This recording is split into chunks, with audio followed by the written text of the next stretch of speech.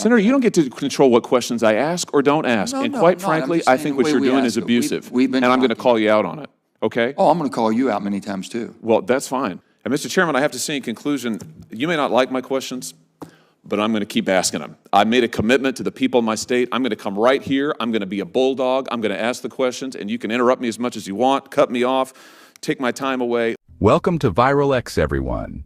Today we're talking a fascinating and honestly concerning Senate hearing that reveals some shocking truths about America's electric vehicle future.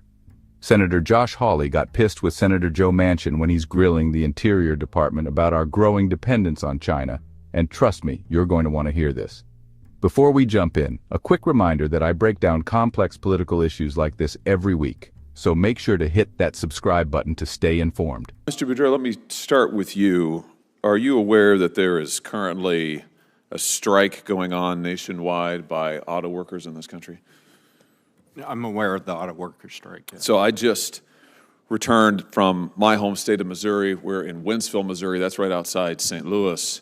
About 4,000 workers are striking. I was on the picket line with them on Monday, talking to them about their concerns, what it is they hope for their future. I talked to folks who were as young as 20 and had been there for a couple of months, and folks who had been there for 40 years and were nearing retirement. And one thing I heard consistently is they're worried about the future of their jobs. You know, the younger workers, is there going to be auto working jobs in this country after this administration finishes forcing the auto industry into an electric vehicle production that is made predominantly overseas? I'm sure you know where most electric vehicles are made in the world. It is an enormous priority for the administration, part of the reason why the president himself joined auto workers in the strike to where are 54% of electric vehicles made globally? The entire point of where are 54% of electric vehicles made globally? The whole point is... No, I'm asking you a question. Where are 54% of electric vehicles made globally? I don't. You don't know? I don't know about that number. I know that the answer is China. Where is the critical? Wait, hold on a minute. Hold on a minute. Where is 73% of cobalt refining? Where does it take place globally? Overseas. Where specifically? Probably China. Yeah, China. Where is most cobalt mining performed? Who owns most of the cobalt mines in the world? Probably most of that sourcing is in Africa. China has the majority. 77% of electric vehicle cathodes are made in China. 92% of anodes are made in China. 66% of battery cells are assembled in China. The New York Times recently did a report on this. The New York Times, not a notably right-wing publication, that said, can the world make an electric car battery without China? Their conclusion, the only winner so far is China. My question is, why would we want to make our auto industry dependent on supply chains in China? Why is that a good idea? We don't. Then why are you doing it? The entire point of this conversation, the entire point of this hearing is to domesticate and make more reliable the sourcing of the materials to support. Then why are you shutting down critical mining in the United States? We're not. You are. Why did you close the Twin Metals mine in this country earlier this year? 225,000 acres in Minnesota, which mines critical minerals like copper, nickel, cobalt. Again, the entire point of this conversation is to do mining in a responsible way that also reconciles with... In a responsible way? First of all, answer my question. Why did you close the Twin Metals mine? Because of the threat to the boundary waters, which is one of the largest economic drivers in Minnesota. So you think that we shouldn't have critical supply chains in the United States, jobs, good-paying jobs with labor protections in the United States? Not at the expense of one of the richest fisheries in the United States and the world, such as in Alaska and the Pebble Mine. Not at the Twin Metals mine isn't in Alaska. It's in Minnesota. It's 225,000 acres in Minnesota. Correct. And my point is, as we look to accelerate the development of domestic critical mineral mining, we have to do it in a way that does not conflict with and deplete other important aspects of the economy.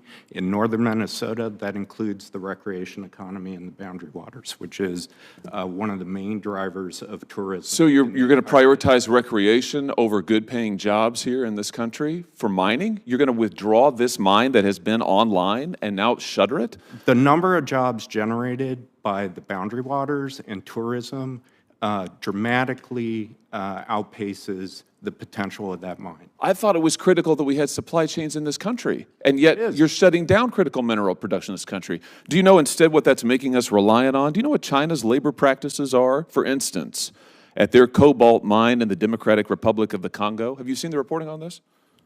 You'll get no argument for me that domestic sourcing... They use child labor is the answer to my question. Child labor. In harrowing conditions. And also religious China minorities. uses Uyghur labor, slave labor.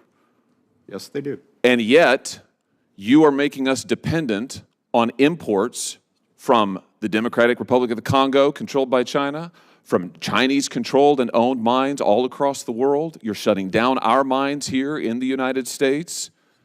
Well, we disagree about all of that. Would you support, well, facts are facts, and sometimes they're tough. But what's going to be really tough is when we don't have any auto jobs left in this country because you ship them all overseas, when we can't mine anything in this country because you're shutting it all down. And we all know why. It's in pursuit of your radical environmentalist agenda. That's the real answer Senator, here. Your time is up. Let me just say this, Senator, that first of all, the Twin Metals project has never operated. It's never been operational. You know, Senator, with due respect, I've sat here and listened to my colleagues who went 2 and 3 minutes over. So I've been very patient. I think I'm the last person to question. Maybe it's Senator Lee. Senator Lee's waiting for you. Okay. Well, You I'd be back happy on to. second round? That'd be Second fine. round? I'll sit here. I'm happy to do it. I'm But sure we're not you'll here give me some time. We're not here to berate. We're basically here to try to get information how to do it. We've passed legislation, which I don't think you voted for. They give us more dependency as far as... Senator, I'm here to ask questions and to get answers. Well, you're here to, it's demagoguery. I mean, you're basically attacking every witness we have. You always have. I'm sorry, we just disagree, okay? And we're going to go with our second round. Let me just say this to Senator Hawley. I'm sorry if you believe I've been differential. But on that, I know our busy schedules you have and other different committees. Everything that you are saying, we feel the same, and it's been bipartisan on both sides. I'm going to go to Senator Murkowski first for her second round, then come right back to you. That's fine, Mr. Chairman. I just say this, though. Don't characterize my questions as demagoguery when I'm trying to get answers. Sir, We've had people in front of here up at this committee. We've been through this because everybody basically has asked the same questions you were on that. Senator, you don't get to control what questions I ask or don't ask. No, and no, quite I'm not. I'm frankly, just I saying think the what way you're we doing ask is it. abusive. We've been and I'm going to talking. call you out on it, okay? Oh, I'm going to call you out many times too. Well, that's fine. That's not a problem, but I'm in chairman right now and you're in out of order. Mr. Boudreaux, let's come back to the question of the Congo that we were talking about. So if you are opposed to the child labor practices of China in the Congo, will you support the legislation introduced by some of our colleagues in the House that would prohibit all imports of cobalt mined using child or forced labor? I'm sorry, I'm not familiar with that legislation. Senator Boudreaux, if you could put your microphone so we could just put it over towards you, because I think, there you go, like that. Okay. I'm not familiar with that legislation. I do agree with you that those types of practices are practices that we need to eliminate from our sourcing of critical minerals. So you would support a prohibition, you would support a ban on imports in principle of any of these critical minerals that have been mined using child labor? No, I support working hard to transition away from sources that use those types of practices. Well, why not ban it? Why not say if it's got child labor in the supply chain, we're not going to import it in this country. We're not going to prop up child. Wait, I'm not done yet. We're not going to prop up child labor in this country or fund it. I think an abrupt ban would, again, I haven't studied this issue. One of the questions I would ask in connection with a ban like that would be what the impacts, including economic disruption, of such a ban would be. Well, the impact would make slave labor and child labor extremely expensive. It would make American labor a lot more attractive. That's what it would do. It would incentivize jobs with labor protections in this country. Shouldn't we want that?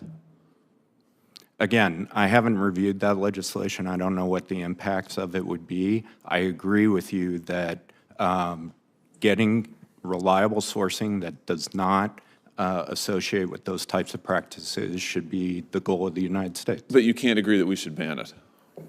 Again, I haven't studied the legislation. It's hard for me. Well, to then answer what, that I guess, question. let me just ask you a broader question. What steps are you taking to decouple American mineral production from slave labor then? Slave labor is completely illegal in the United States, has been since the 19th century. And so the domestic sourcing in the United States is preferable over activities like you're describing in the Congo. But yeah, obviously. But we are reliant, as you and I talked about in our first round of questioning, we are heavily reliant on supply chains that is shot through with slave labor and child labor in China, in the Congo, elsewhere. So my question is, what are you doing to decouple us from those supply chains? You won't support a ban on child labor, so what do you propose then?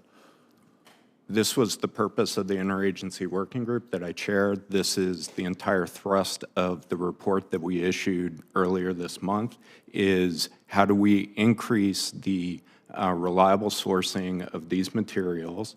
I think Dr. Yergin makes an excellent point about refining as well, to decouple, again, our reliance on sources that involve practices that are abhorrent to us.